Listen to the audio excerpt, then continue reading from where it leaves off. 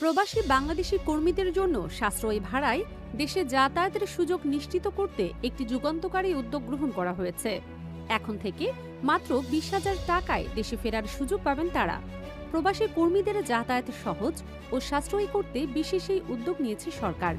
শুক্রবার 30শে জানুয়ারি সকালে প্রধান উপদেষ্টার প্রেস উইং থেকে পাঠানো এক বার্তায় এই উদ্যোগের তথ্য জানানো হয়। বেসামরিক বিমান পরিবহন ও পর্যটন মন্ত্রণালয়ের উপদেষ্টা শেখ বশিরউদ্দিন জানান, এই বিশেষ ব্যবস্থার আওতায় সৌদি আরব ও বাংলাদেশ মিলিয়ে মোট 80,000 টিকিট বিক্রির লক্ষ্যমাত্রা নির্ধারণ করা হয়েছে। এর মাধ্যমে একদিকে যেমন প্রবাসী কর্মীরা উপকৃত হবেন, অন্যদিকে রাষ্ট্রায়ত্ত সংস্থা বিমান বাংলাদেশ এয়ারলাইন্সও বড় ধরনের লাভের মুখ দেখবে। তিনি বলেন, বিশেষ করে হজ ফ্লাইট পরিচালনার ক্ষেত্রে আগে একমুখী ফাঁকা ফ্লাইট পরিচালনার যে চর্চা ছিল, এই উদ্যোগের মাধ্যমে সেটিকে কার্যকরভাবে কাজে লাগানো সম্ভব হবে। এর ফলে বিমানের ইতিহাসে প্রথমবারের মতো অতিরিক্ত 100 কোটি টাকারও বেশি আয় করার বাস্তব সম্ভাবনা তৈরি হয়েছে।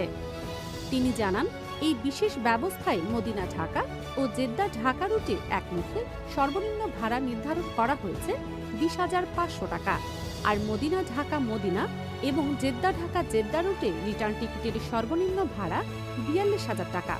বাংলাদেশে আসার ক্ষেত্রে এই বিশেষ ভাড়া কার্যকর থাকবে 18 এপ্রিল থেকে 25শে মে পর্যন্ত, আর বাংলাদেশ থেকে ফেরার ক্ষেত্রে এই সুবিধা পাওয়া যাবে 30শে মে থেকে 30শে জুন পর্যন্ত। এই উদ্যোগকে প্রবাসী বান্ধব নীতি বাস্তবায়নের একটি গুরুত্বপূর্ণ মাইলফলক হিসেবে উল্লেখ করেছেন প্রধান উপদেষ্টা অধ্যাপক মোহাম্মদ ইউনূস। এই পদক্ষেপ গ্রহণের জন্য তিনি বেসামরিক বিমান পরিবহন ও পর্যটন উপদেষ্টা শেখ বশিরউদ্দিনকে ধন্যবাদ জানান।